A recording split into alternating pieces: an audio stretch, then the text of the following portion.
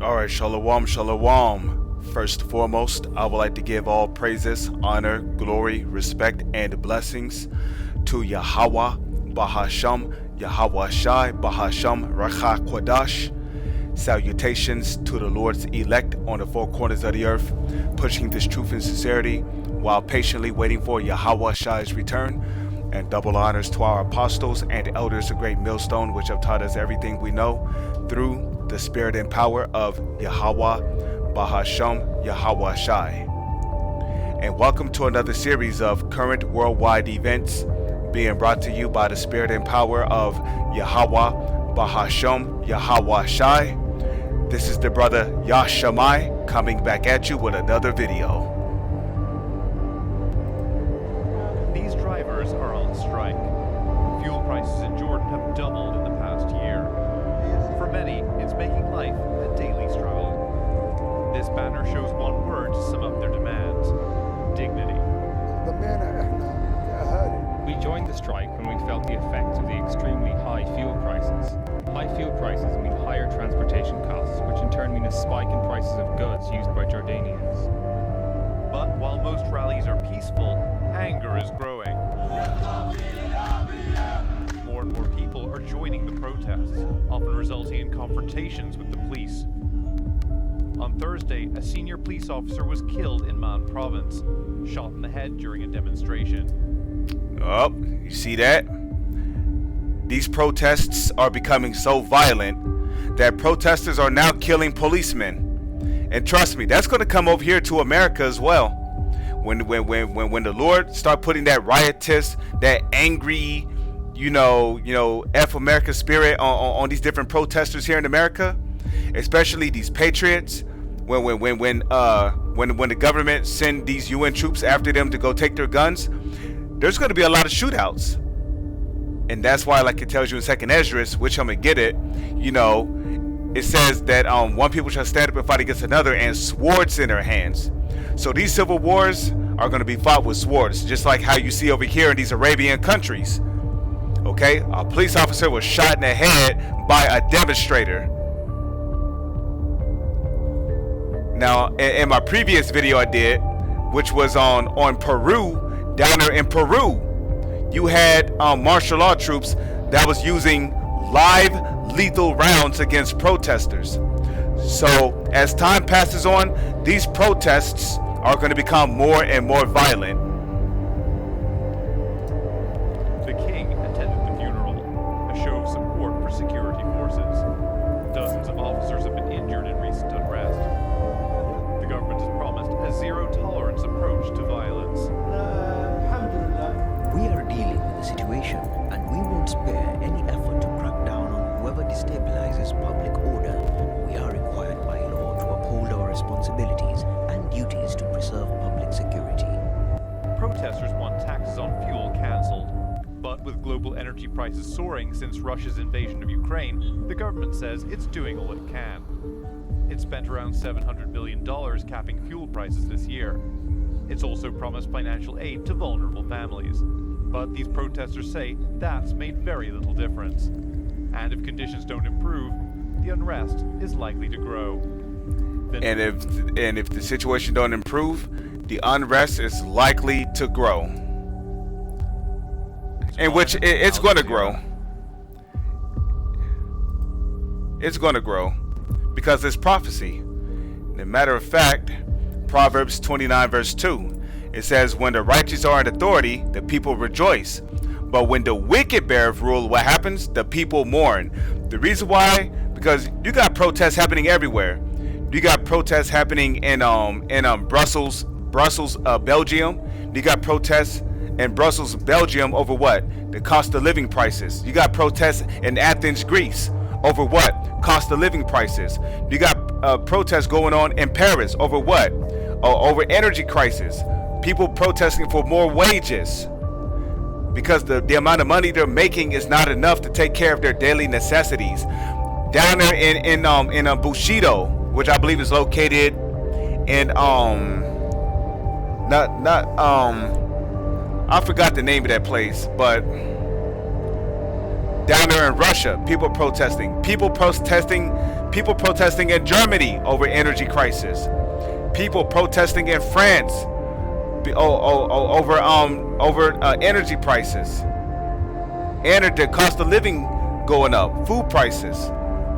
You know, now what? Now you got people down there in Arabia protesting, demanding change. So, because the wicked is in rulership, the whole world is in a state of mourning. Because when the wicked is in rulership, they deal what? They deal unrighteously. Okay? Unrighteous dealings are bound to happen in the earth, which leads to what? Oppression, depression, a recession, people protesting, demanding change.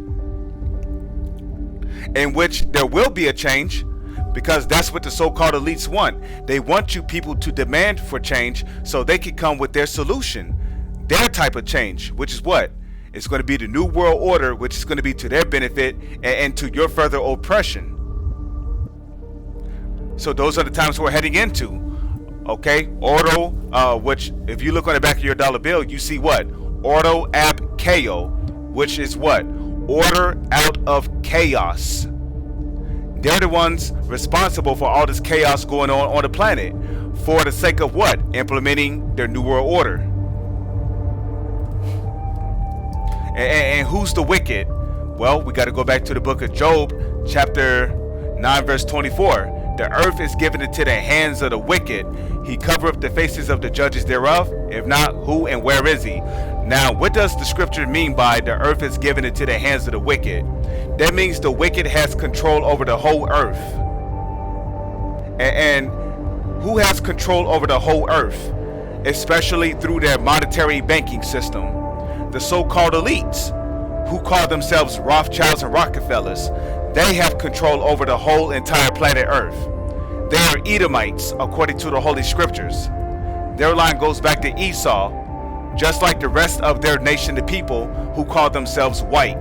And they're not white, they're red. Okay? The self-proclaimed white man comes from Edom. He comes from Esau, Edom, in the Holy Scriptures. They are the biblical Edomites, and that's starting with the so-called elites, trickling down to the rest of their nation, the people. 2nd Esdras 15 verse 14, woe to the world and them that dwell therein. Right? Revelation chapter 12 verse 12, woe to the inhabitants of the earth and of the sea. Why? For the devil is come down unto you having great wrath, because he knoweth that he have but a short time. You see, these so-called elites, they know they have but a short time to rule. And that's why they're coming down with all this oppression and harsh draconian laws and legislations and bills to further oppress the people, to basically squeeze them into the new world order.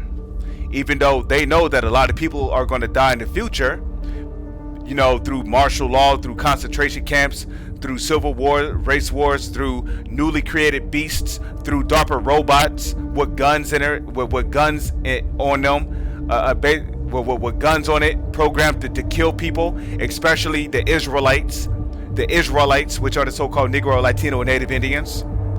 You know, monstrous apparitions, so-called natural disasters, which is actually the Lord's doing. The Lord is the one causing all these natural disasters. And then the remaining of the people that are left behind, that are desperate for survival, desperate for change, they're going to run to the government for help. And in order for you to receive help from the government, what? They're going to require you to take a CHIP, a charagma, the CHIP.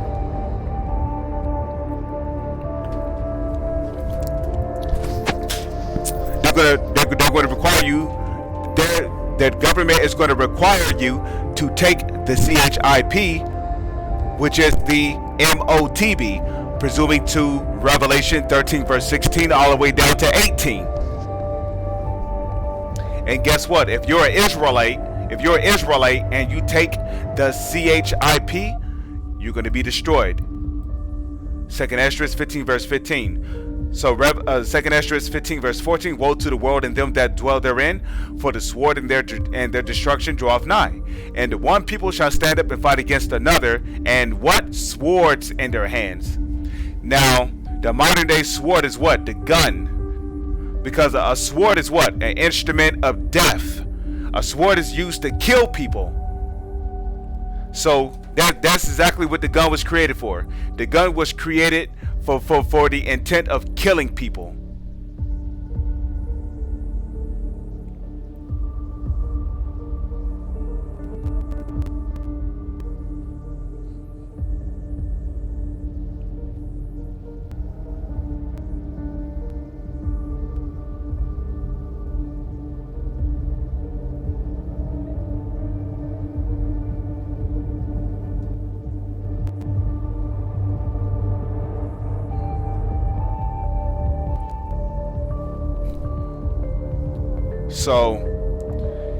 So here, right, it says, and the one people, right?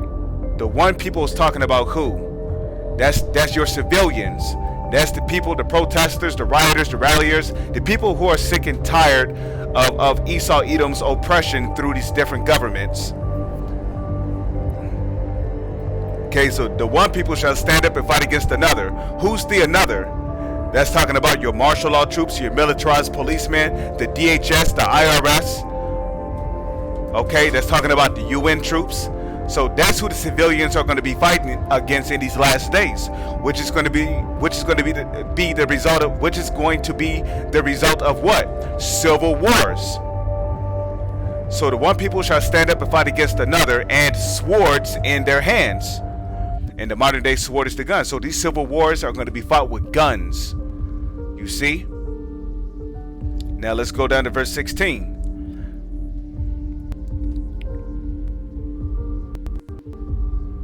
Just a moment here. Okay, 2nd Esdras chapter 15 verse 16, it says, For there shall be sedition among men, and invading one another.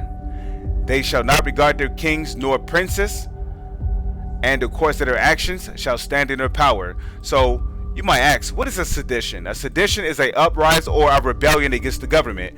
Just like how you seen in that video, people was out there protesting, rioting. So a sedition is a rebellion or a uprising against a higher authority or a government.